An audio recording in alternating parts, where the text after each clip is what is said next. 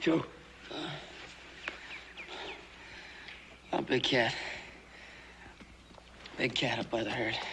Hey, Paul, what happened? Joe's horse stumbled. Get to town and get the doctor, quick.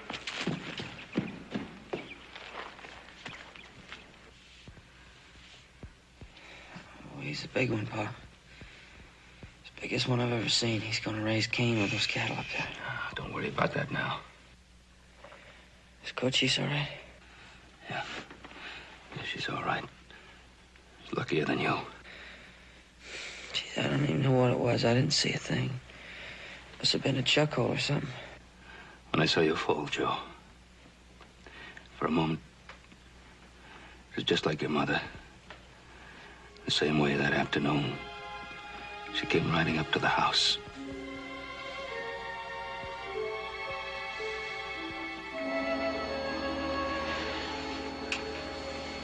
There's so much of her in you, Joe. So much.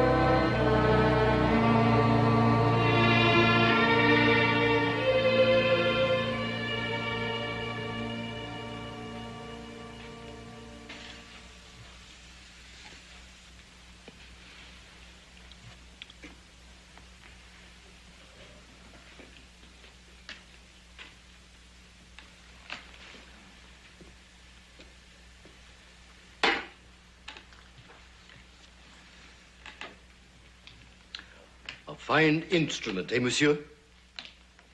35 inches of authority. Yes, sir. Excuse me, sir.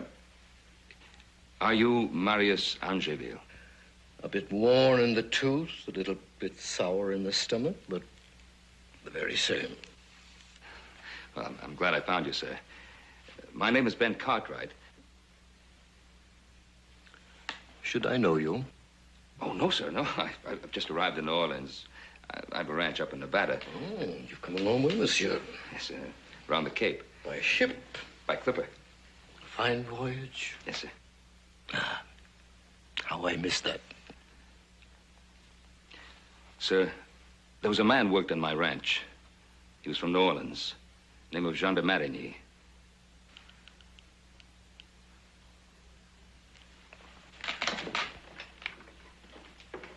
Jean? It's been so long. Is he well? Happy? No, sir. He's dead. Jean? He was like my own son. His last thoughts were of you and his wife.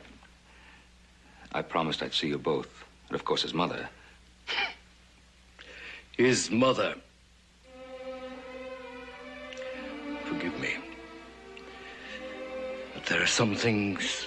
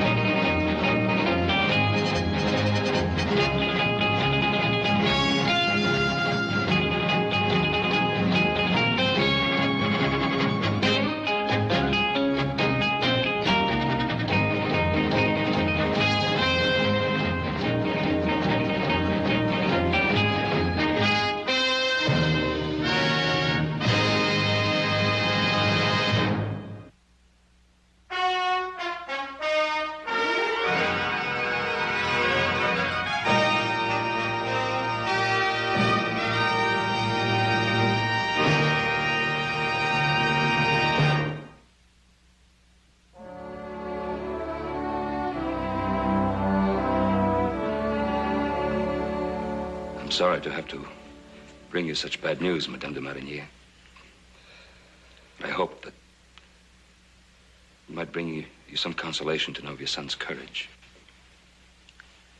I'm growing old, monsieur, and quite dry of tears.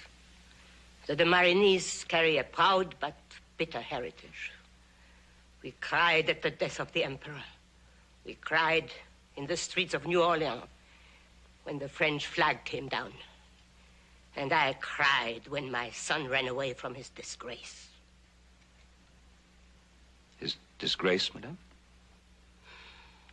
You knew little about him.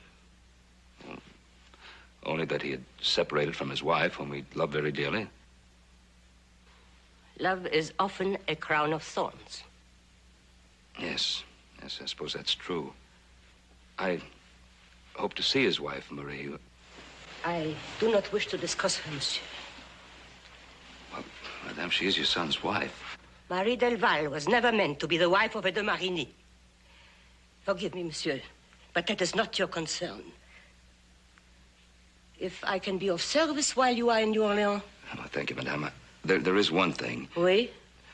I brought a shipment of raw furs with me from Nevada. I was hoping I might dispose of them while I'm here. But I have little connection with my husband's business, monsieur. Well, Jean suggested that I contact your late husband's partner. He might arrange to sell my furs for me in the Parisian market. I shall be happy to introduce you to Monsieur Clermont. Thank you. I will arrange for a meeting and notify you. Excellent. Where are you staying? With a friend. Marius Angeville on the Passage de la Bourse. You know Marius Angeville? Well, yes, he's a friend of your son's. That one is no friend to my son. Bonjour, monsieur. Oh, thank you, madame. Good day.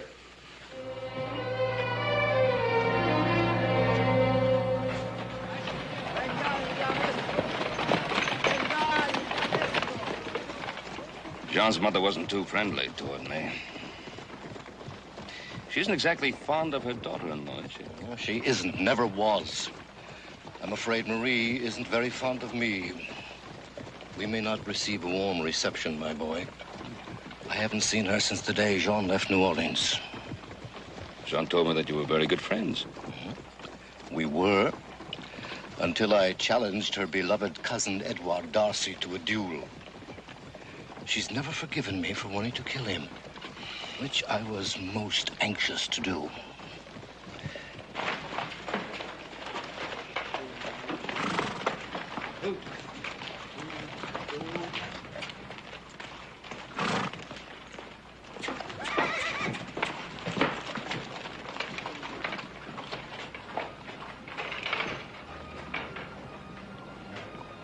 So instead, I presented the monsieur with a keg of Barbados rum. Oh, Monsieur de Farr was chagrined. I couldn't imagine why. After all, what did he expect? At any rate, he had a nervous breakdown and hasn't returned to the club since. Oh, marvelous. Marie, tell us about the time you rode into the Salle d'Orléans in the middle of a ball.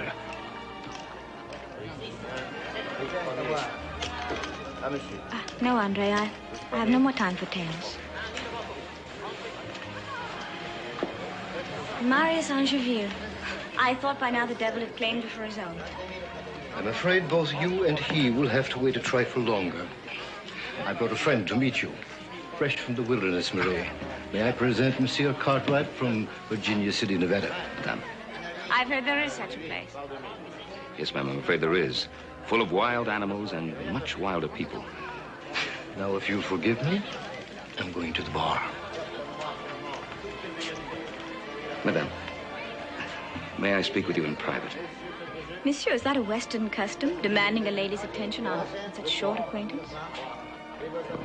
What I have to say is rather serious. Serious? Why, no one is serious here. People come here for pleasure. What I have to say, it's about your husband. Marie, I thought you were going to join us. A little cognac, Rene, please. It seems the game-legged old Hotspur himself has decided to distinguish us with a visit. Why not, Darcy? We will squat in hell together, you and I. If you're in a hurry to get there, Hotspur, I'm always available to assist you on your way. Next time, the boot may be on the other foot. I am pleased to have met you, monsieur. Marie, please hurry. Monsieur, I do not wish to discuss my husband. I think you had better leave. Is your husband of no interest to you? Of no interest whatsoever. I'm afraid there's something that you don't know. There is nothing I wish to know about Jean. Bonjour, monsieur. Monsieur. My name is Darcy. I'm the proprietor here. How do you do, sir? Are you a friend of Marius? Yes, in a way. You don't seem to be attracted to our little sport. Most Americans find it very stimulating. I didn't come here to gamble. I'm afraid I'm not exactly attracted to blind chance. Perhaps you're attracted more by aesthetic things? And if I am? Oh, that would surprise me. You lack a certain polish in your technique. I guess my polish has been dulled by hard work, monsieur. Good night.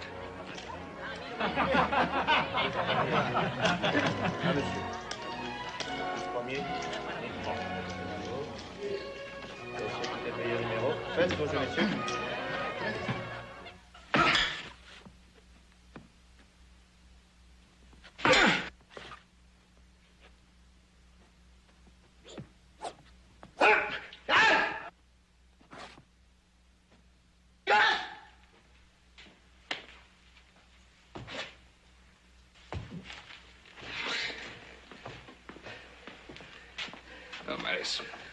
I fought amid the grape shot and bullets of Waterloo. A saber in my hand, with valiant men, honorable men. You've had too much to drink, Marius. Don't tell me what I've had.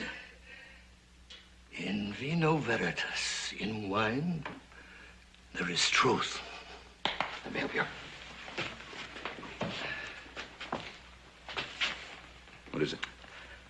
An old wound. This afternoon, it became as fresh as the day I received it. Defending the honor of an old friend. Oh, Jean, you came to me, but I failed you. We all failed you.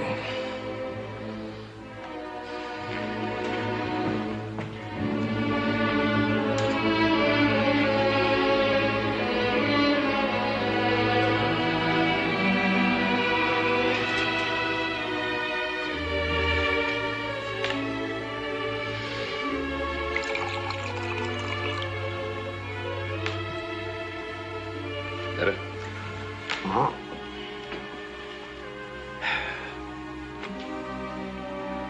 What did that mean? You all failed him. Well, he'd just been married. He adored his young and beautiful wife.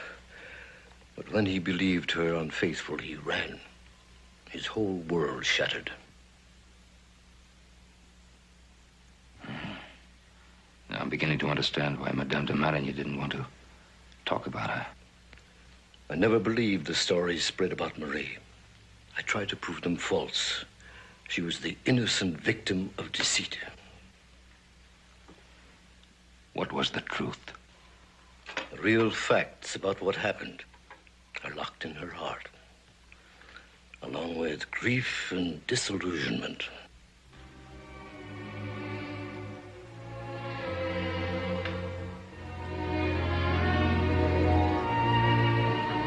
Vengani, vi ha visto! Vengani, vi ha visto!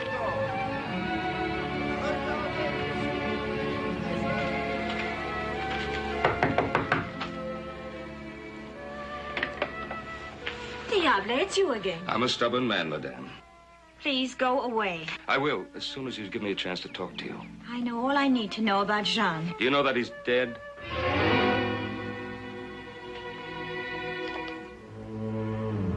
I'm sorry. That's what I've been trying to tell you. He made me promise to seek you out and let you know.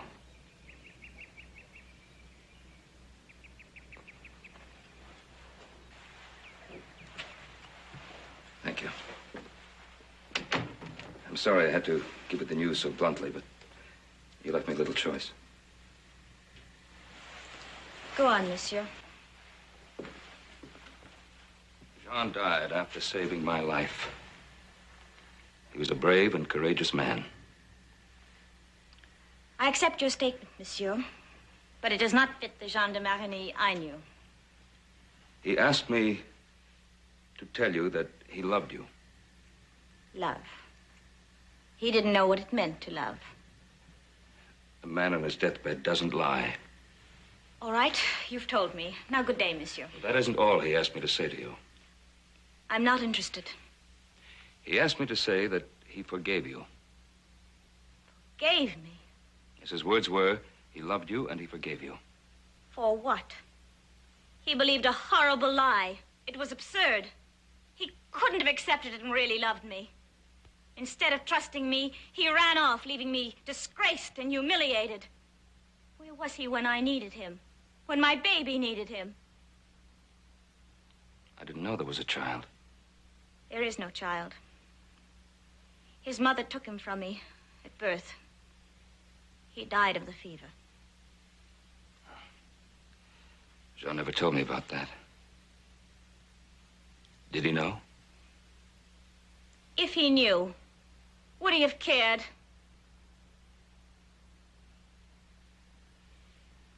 Leave me alone, monsieur, please.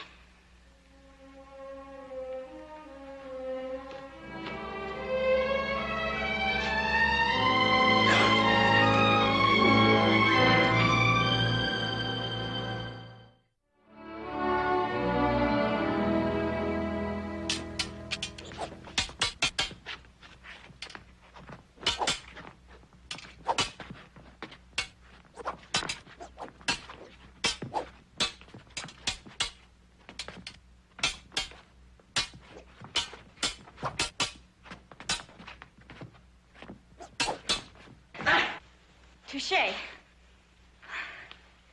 Merci, cher maître. Well, you have speed and accuracy, but your long lunge and cart left you open to my riposte. You're too anxious for the kill. I'm an impatient woman, Marius. That could be the death of you. Another about three touches. I'm tired.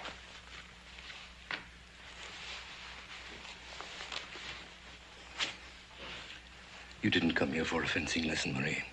Not after all this time. I'm not sure why I came. I'm not sure of anything anymore. Well, I can't give you any fatherly advice. There are no words to prevent memories from coming back to haunt you. You remind me of a gaunt old tree, gnarled and sad, all covered with Spanish moss and standing up to your knees in dark water. You've been a loyal friend, Marius. Even though you were wrong about my cousin Edouard. He's been very good to me.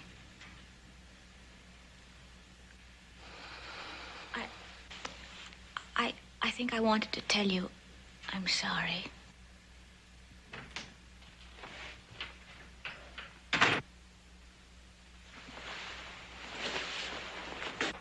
Oh, please don't run off on my account. I'll be out of your way. Marius told me you wouldn't be here today. I came back sooner than I planned. I was out walking around your magnificent city. I'm sorry if I've been rude, but you just don't understand. Allow me. New Orleans is a strange city. Strange and unpredictable. There's none other like it in the world. I find the people rather difficult to understand, too. They're a blend of so many things. Yes. Good and evil. Bitterness and sorcery and virtue. You could live a lifetime and find nothing worse than warm sunshine or bubbles and honey. Or you might suddenly become aware of the most terrible rottenness. The West is like that, too. Out West, there are trees that touch the blue of the sky. Unimaginably beautiful. And yet there's an anger and violence about nature that seems to be there just to test people. But it hardens them, too, makes them strong and unfeeling. It's a man's country. Are you going back soon? Yes. I thought maybe, before I go, maybe we could have supper together. And I promised not to talk about anything more personal than bubbles and honey. I'm sorry. Good day, monsieur. Bonjour, Marius.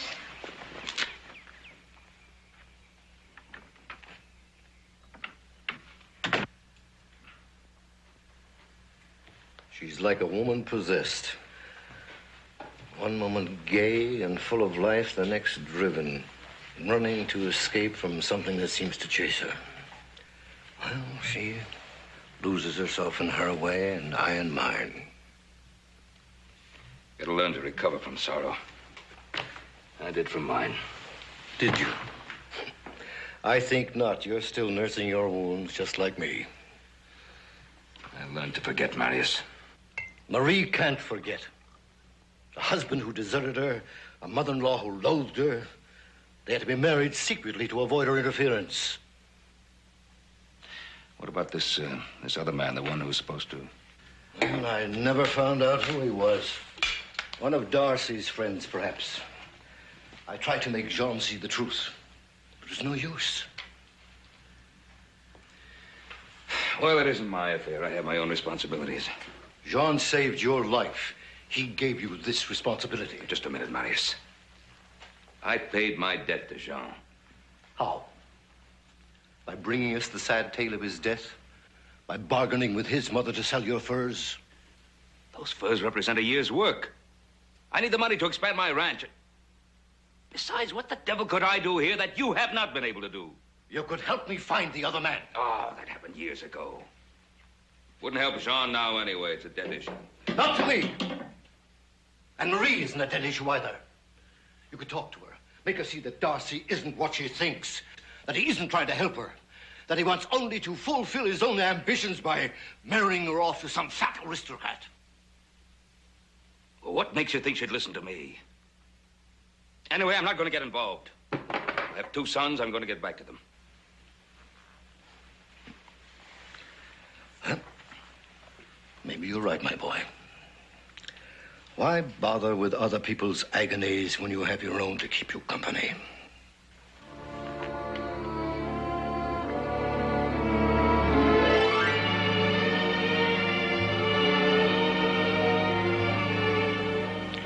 I do not compromise with situations, Madame de Marigny. Then you are aware that this man is a threat, such as Angerville never was. I can see the possibility, but I'm not overly disturbed by it.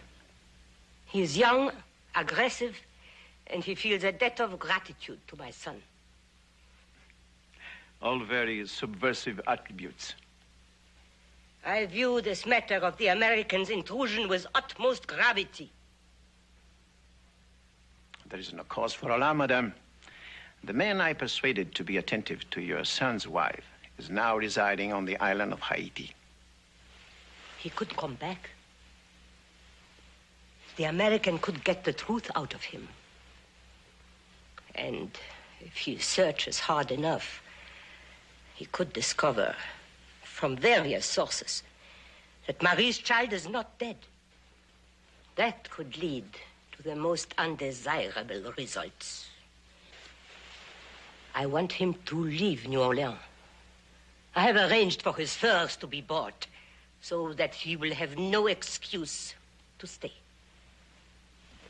But just in case he is stubborn, I want him out of here. Do you understand? I understand perfectly, madame. If you can afford the expense, I can afford the inconvenience.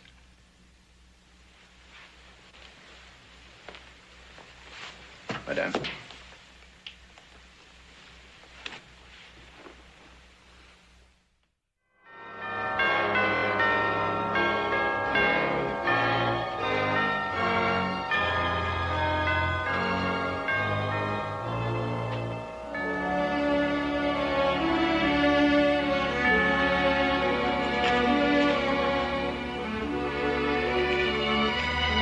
I saw you from the street, madame.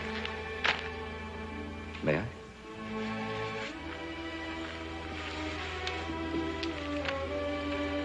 I come here often. I was brought up in the convent after my parents died. It's a beautiful place. I was happy here. Though something of a rebel.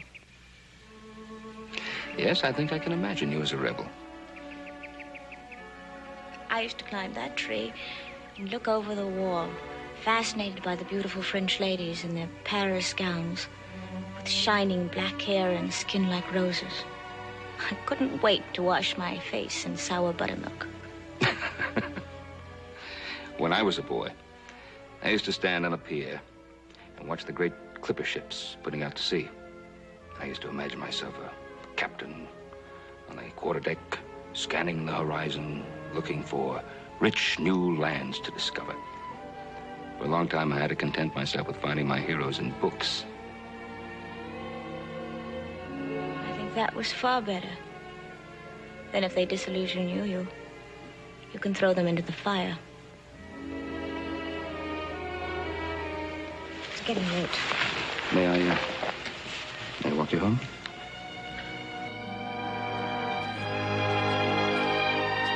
Who were your heroes, Marie? Don John of Austria, Henri of Navarre, Cardinal Richelieu. Bold, forceful men. Perfect heroes for a young Creole girl who hadn't the vaguest ideas about love and life. You seem to have some definite ideas now. About life? We don't live. We're only in the expectation of living. And love? To love is to place one's happiness in someone else's hands. I see so much of my own loneliness in you. Marie, I know I have no right to ask. What happened that night?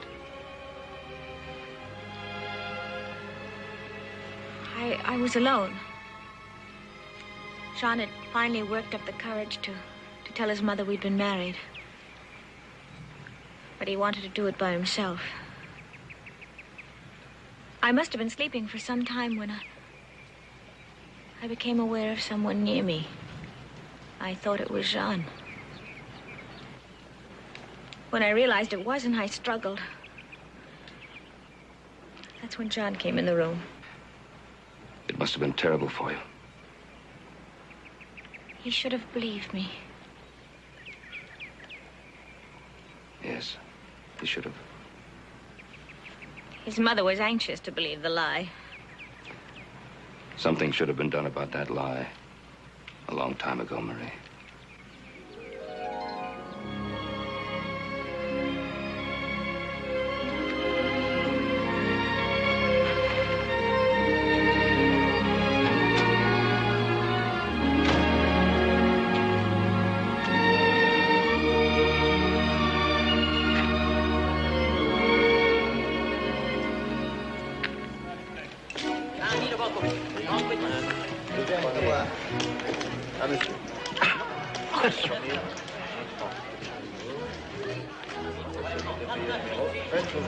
How popular you're becoming, cousin.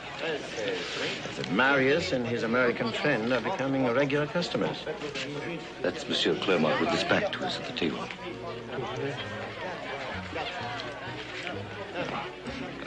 Wait for me at the bar. Leave Marius alone, Edouard. Don't concern yourself. My quarrel with the old Hotspur is ancient history. Mr. Clermont, I'm Ben Cartwright. Oh, it is a pleasure to meet you, monsieur. I got your note and came as quickly as I could. Oh, yes, about the furs. Madame de Marigny spoke to me. You play poker, Monsieur Cartwright? Well, I thought you wanted to discuss business, sir. Oh, certainly, my boy, certainly. I have a room in the back reserved for our negotiation. Won't you join us for a little while, and we'll discuss business later. Please do join us, monsieur. Thank you. I have one vice. Cards.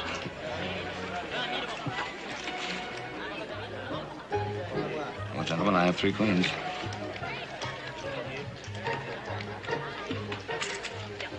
Ah, Monsieur Darcy, have you had the pleasure of meeting Monsieur Cartwright? Yes. He's the gentleman who does not devote himself to blind chance. Certainly doing well with it tonight. Throw a lucky man into the Nile, says an old Arabian proverb, and he'll come up with a fish in his mouth. Monsieur Clermont, I hope my luck will improve tomorrow. Monsieur, enchanté.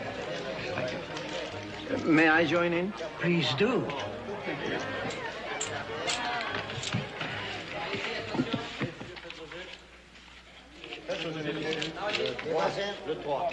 I believe you, Monsieur Cartwright.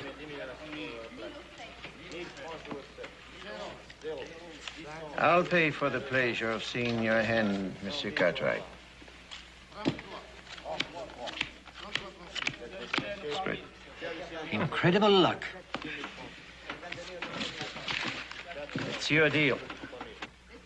Marius, won't you join me? Thank you.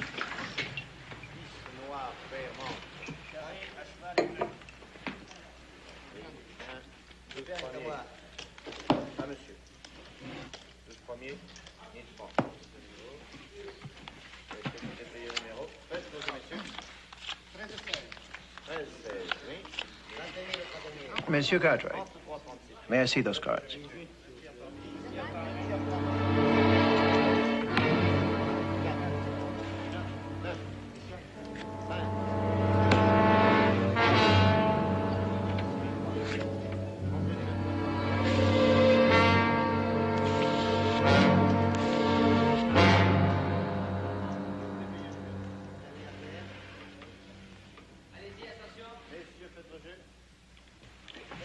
You are a cheat and a thief. Darcy, you cut those cards. Barbarian. You accuse me of... Are you uncouth backwoods?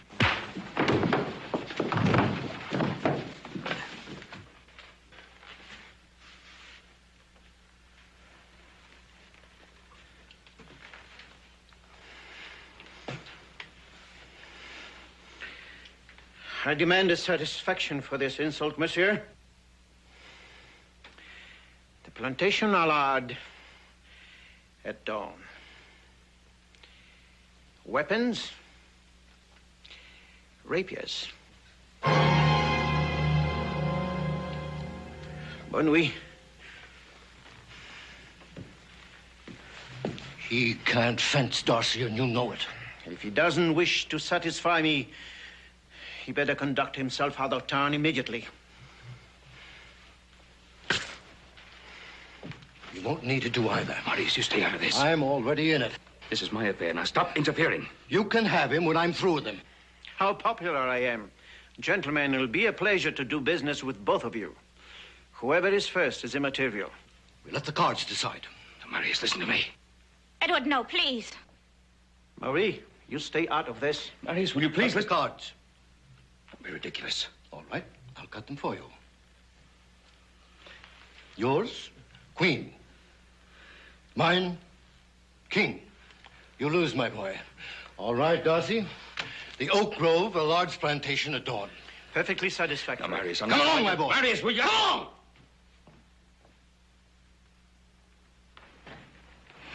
Edward, no, please. Monsieur Cartwright is no match for your rapier. He knows nothing of such things. And Marius is an old man. He's crippled. Why are you so concerned about Mr. Cartwright? Oh, come on, Marius. I was tricked into that duel. Of course you were. Why? Obviously, you're considered a threat. A threat? To what? To whom? By whom? Obviously, again, by Madame de Marigny, which is why she's hired Darcy to arrange your convenient demise. Well, it's still my fight, and I won't have you interfere. My dear boy, do you actually believe you could meet Darcy in a cartel with rapiers? The man's a professional duelist. He's killed 4 men. He half-crippled me, a fencing master. Well, then we'll have to find some other way to settle it, that's all. There is no other way. Unless I kill the man first, he'll kill you. Marius, I'm not helpless. I may not be a fencer, but I can hold my own with the best of them, with my fists or with practically any kind of firearm. It's too late for that. He's maneuvered you, so he has the choice of weapons. You'd better understand me, Marius. I'm not leaving town, and I'm not going to let you do my fighting for me. And there's something you must understand. I have been given another chance, and you're not taking it from me. You have everything. A great future. Sons. For me, there is only honor. Without it, I'm nothing. Honor. The word hangs in the air of New Orleans like the refrain of a song. I taught you the art of fencing, Marie. I taught you the code that holds men to the high standard of honor and courtesy. The code. Marius, this time you will die. I know it. Perhaps, but with dignity. Ben, Marius is just trying to save you. He can't win. He's not going to have a chance to try. Ben! I've heard all I want to hear, Marius. The discussion is over. Well, maybe you're right, my boy. Maybe it's just the stubborn pride of an old man.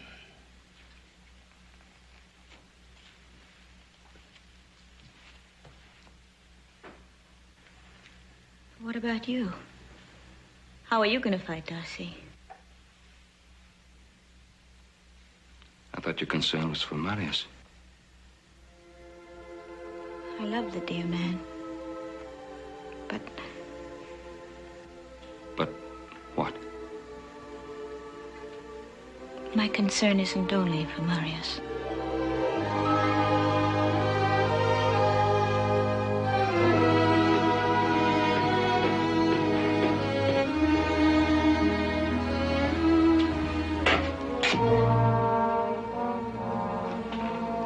Marius!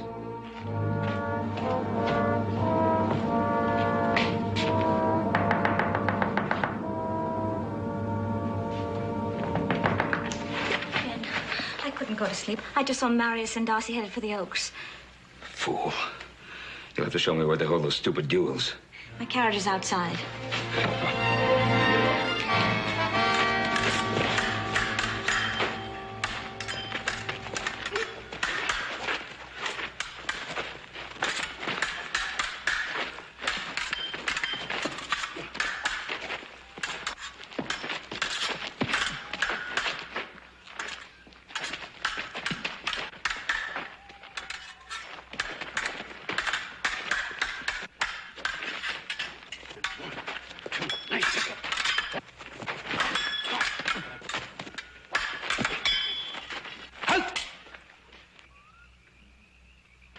A wound? No wound. Continue.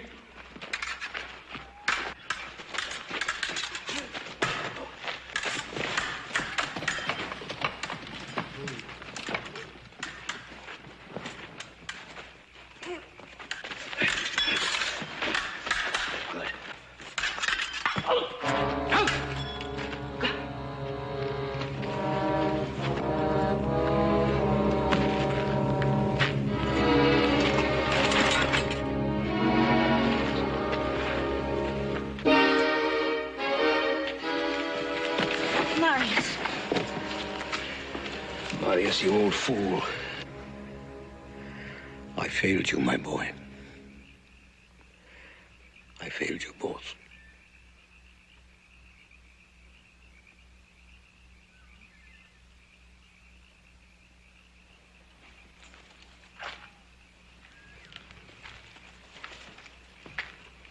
Ben! You know what you are, Darcy? A hired assassin. Fighting an old man.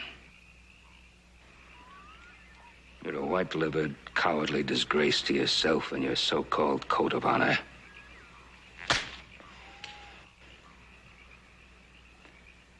I consider that a challenge which supersedes our previous arrangement. My choice of weapon is pistols. Here and now. Agreeable, monsieur. Andre, the pistols.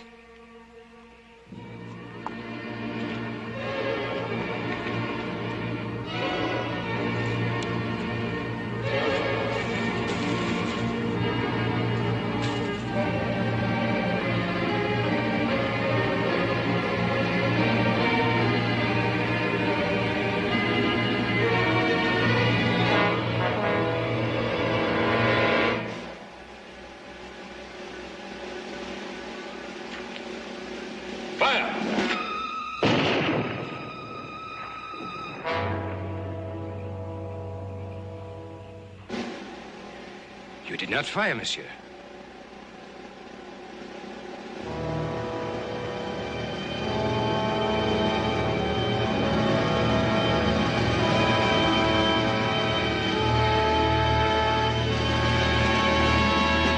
You'll live, Darcy.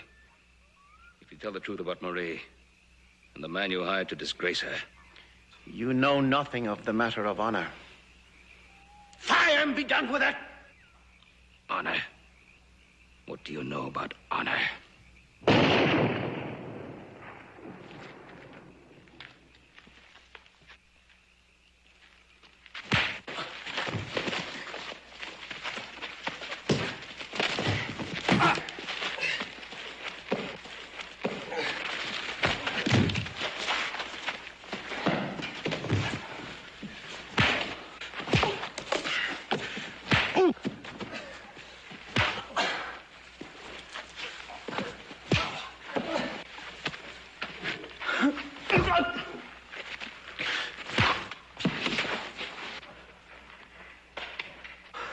Tell him, Darcy.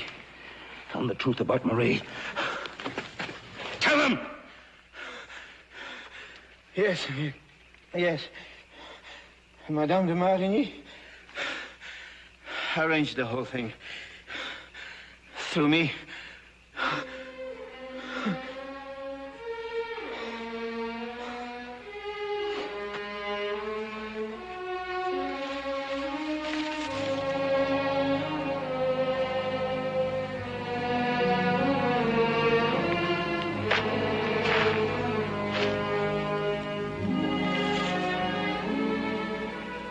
Thank you, my boy.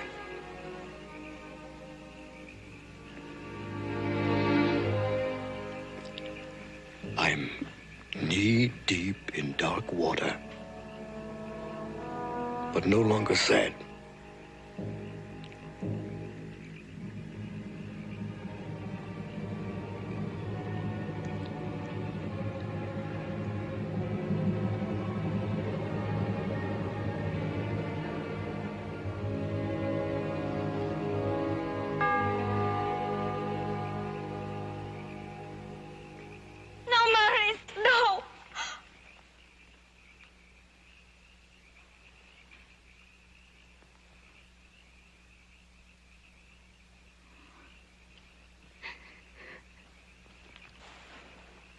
Don't cry, Marie. He died as he wanted to. According to the code by which he lived. The code. I'm sick to death of the code. Of all this stupid, shallow desperation that drives decent men to destroy themselves. Look at this hanging moss with its slime and sickness. Like this proud society that builds a wall around itself and shuts out the world. Marie, there's a world beyond that wall. The real world. A beautiful world.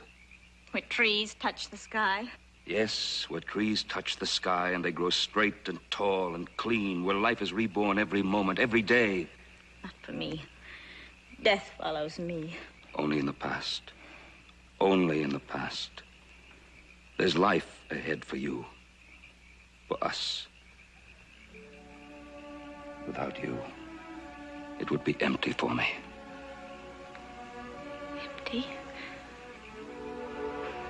But with your sons? The future you're building for them? Until I came here, I thought my life was quite full. My sons were all I needed. But now I know, without you, it could never be complete. Come back with me. Be my wife. I love you. Ben, I love you.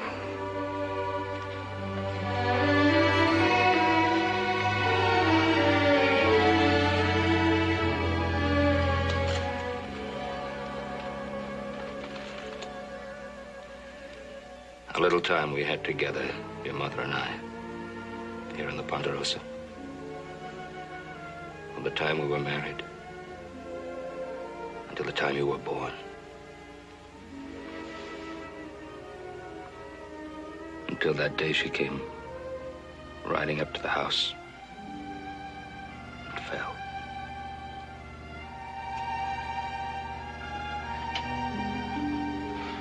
Doctor's on his way, Paul. Oh, brother, I thought you was half dead. Are you all right? Yeah, sure, I'm all right. Take more than that fool horse to get rid of me. Why does this always happen at the beginning of haying season? Just plain lucky, I guess. Just plain lucky.